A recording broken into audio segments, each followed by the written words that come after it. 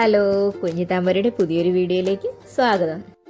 അപ്പോൾ ഇതുപോലുള്ള ഫ്രിസി ഹെയറുള്ള ആൾക്കാരാണ് നിങ്ങളെങ്കിൽ ഇതുപോലുള്ള മുടി നല്ല സോഫ്റ്റ് ആൻഡ് സിൽക്കി സോഫ്റ്റ് ആകാൻ ഇതുപോലെ ആകാൻ വേണ്ടിയിട്ടുള്ള അടിപൊളിയൊരു ഹെയർ ക്രീമാണ് ഇന്ന് നമ്മൾ ഉണ്ടാക്കുന്നത്. അപ്പോൾ ഇതിന് മെയിനായിട്ടും വേണ്ടുന്നത് എലോവേരയാണ്. അപ്പോൾ ഞാനിപ്പോൾ 2 കട മാത്രമാണ് എടുത്തിരിക്കുന്നത്. നിങ്ങൾക്ക് 2-3 പ്രാവശ്യമായിട്ടൊക്കെ ഉപയോഗിക്കണമെന്നുണ്ടെങ്കിൽ കറ്റാർവാഴയുടെ എണ്ണ അതിനനുസരിച്ച് കൂട്ടാവുന്നതാണ് കേട്ടോ. അപ്പോൾ ഈ കറ്റാർവാഴയുടെ ഉള്ളിലൊരു ചെറിയൊരു കറ ഉണ്ടാവും. അപ്പോൾ അത് കറ കളഞ്ഞിട്ട് വേണം ഉപയോഗിക്കാനായിട്ട്. ഇതിൻ്റെ കുഞ്ഞു പൂന്തോട്ടം കേട്ടോ, അധികം ചെടികളൊന്നുമില്ല.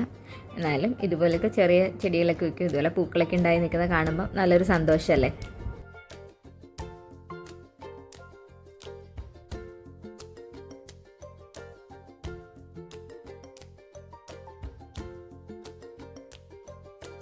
അപ്പോൾ ഈ കറ്റാർവാഴയുടെ കറയൊക്കെ ഒന്ന് പോയി കിട്ടാനായിട്ട് നമുക്ക് കുറച്ച് നേരം മാറ്റി വയ്ക്കാം. അപ്പോഴേക്കും ഇതുപോലെ ഒരു മഞ്ഞ കളർ ഇതിനുള്ളിൽ നിന്നുള്ള കറ ഇങ്ങനെ വരും. അത് പോയി കഴിഞ്ഞാൽ നന്നായിട്ടൊന്ന് കഴുകിയെടുക്കണം.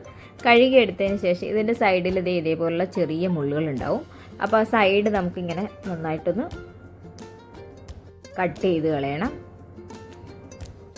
എന്നിട്ട് ഇതിൻ്റെ നടുകെ കൂടെ നമുക്കൊന്ന് മുറിച്ചു കൊടുക്കണം. അപ്പോൾ ഇത് 2 കഷ്ണങ്ങളായിട്ട് നമ്മളിപ്പോൾ അതിനുള്ളിൽ ജെല്ല് എടുക്കാൻ വേണ്ടിയിട്ടാണ് ഇങ്ങനെ ചെയ്യുന്നത്. അപ്പോൾ ഇത് എളുപ്പം കിട്ടാനായിട്ട് ഇതിങ്ങനെ നെടുകെ മുറിച്ചിട്ട് ഒരു സ്പൂൺ ഉപയോഗിച്ച് ചിരണ്ടി എടുക്കുകയാണെങ്കിൽ നമുക്ക് പെട്ടെന്ന് തന്നെ ഇതെടുക്കാൻ പറ്റും.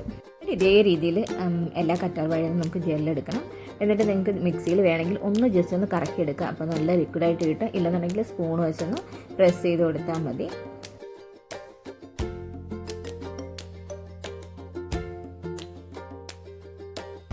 ഇനി ഇതിലേക്ക് നമുക്ക് ചേർത്ത് കൊടുക്കുന്നത് ഉലുവയാണ്.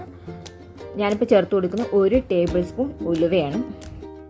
അപ്പോൾ ഈ കറ്റാർവാഴയുടെ ജെല്ലിൽ കിടന്ന് ഉലുവ നന്നായിട്ട് കുതിർന്ന് മുളച്ച് വരും. അടുത്ത ദിവസമാണ് നമ്മളിത് എടുക്കുന്നത്. അപ്പോൾ കറ്റാർവാഴ ജെല്ലിൻ്റെ അളവ് കുറവാണെങ്കിൽ ഉലുവ നന്നായിട്ട് കുതിർന്ന് കിട്ടത്തില്ല.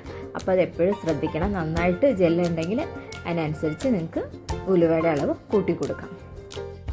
അപ്പോൾ ഇതേ രീതിയിൽ വെച്ച് അടുത്ത ദിവസം ആകുമ്പോഴേക്കും തന്നെ ഇതേപോലെ ഉലുവ നന്നായിട്ട് മുളച്ച് കിട്ടും. ഈ നെക്സ്റ്റ് സ്റ്റെപ്പ് ഫ്ലേക്സ് സീഡാണ്. ഇത് സൂപ്പർ മാർക്കറ്റിലൊക്കെ വാങ്ങിക്കാൻ കിട്ടും. ഞാനിപ്പോൾ എടുത്തിരിക്കുന്നത് 2 ടേബിൾ സ്പൂൺ ഫ്ലേക്സ് സീഡാണ്. അതിലേക്ക് 2 ഗ്ലാസ് വെള്ളം ഒഴിച്ചു കൊടുത്ത് നന്നായിട്ട് തിളപ്പിച്ച് നല്ലൊരു ജെല്ല് പരുവാക്കി എടുക്കണം. ഇതൊരു 10 മിനിറ്റ് നമ്മൾ തിളപ്പിക്കുമ്പോഴേക്കും ഇത് ശരിയായി കിട്ടും. ഇതിന് പകരം നിങ്ങൾക്ക് വേണമെന്നുണ്ടെങ്കിൽ മുട്ടയുടെ വെള്ളയോ അല്ലെങ്കിൽ ഒരു മുട്ട ഫുള്ള് വേണമെങ്കിലും ചേർത്ത് കൊടുക്കാം. അപ്പോൾ ആ മണമൊന്നും ഇഷ്ടമില്ലാത്തവർക്ക് വേണമെങ്കിൽ ഇത് ചെയ്യാം കേട്ടോ. ഇങ്ങനെ ഫ്ലേക്സ് സീഡ് നന്നായിട്ട് തിളപ്പിച്ചിട്ട് ഇതിൻ്റെ ജെല്ലെടുക്കാവുന്നതാണ്. 10 മിനിറ്റ് ആകുമ്പോഴേക്കും ഇതുപോലെ നല്ലൊരു ജെല്ല് പരുവത്തിലായിട്ട് നമുക്ക് കിട്ടും. ഉലുവ മിക്സിയുടെ ജാറിലേക്ക് ഇട്ട് കൊടുക്കുക. അത് കൂടാതെ അതിലേക്ക് നമുക്ക് 2 ടേബിൾ സ്പൂൺ എണ്ണ ചേർത്ത് കൊടുക്കണം. ഞാനിപ്പോൾ ചേർത്ത് കൊടുക്കുന്നത് ഒലീവ് ഓയിലാണ്. അപ്പോൾ നിങ്ങൾക്ക് നിങ്ങൾ ഉപയോഗിക്കുന്ന ഏത് എണ്ണയാണെന്ന് വെച്ചാൽ അത് ചേർത്ത് കൊടുക്കുക കേട്ടോ.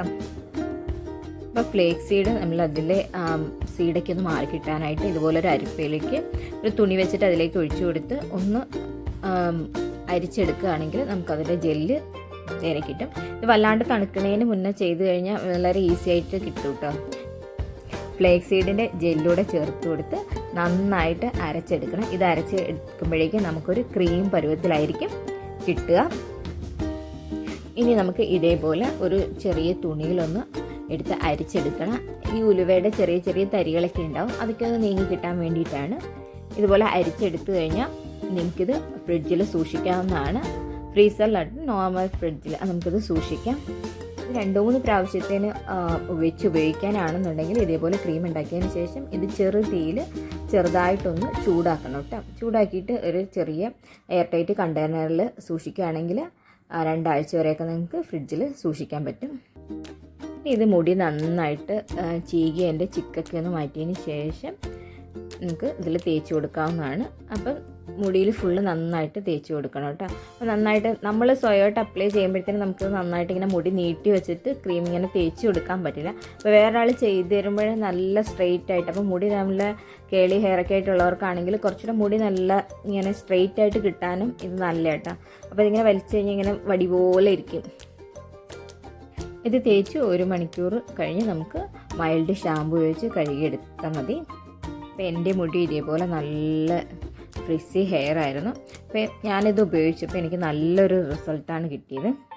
ആദ്യമായിട്ടൊക്കെ ഉപയോഗിച്ച് തുടങ്ങുമ്പം ആഴ്ചയിൽ 2 ദിവസം വീതം ഉപയോഗിക്കുക.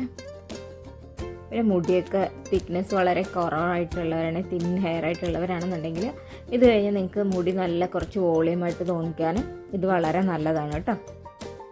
അപ്പോൾ ഇന്നത്തെ വീഡിയോ എല്ലാ കൂട്ടുകാർക്കും ഇഷ്ടമായിട്ടുണ്ടെന്ന് കരുതുന്നു. വീഡിയോ ഇഷ്ടമായാൽ ലൈക്ക് ചെയ്യുക, കമൻറ്റ് ചെയ്യുക. പുതുതായിട്ട് നമ്മുടെ ചാനൽ കാണുന്ന കൂട്ടുകാരുണ്ടെങ്കിൽ സബ്സ്ക്രൈബ് ചെയ്തൊന്ന് സപ്പോർട്ട് ചെയ്യുക. അപ്പോൾ മറ്റൊരു വീഡിയോയുമായിട്ട് വീണ്ടും കാണാം.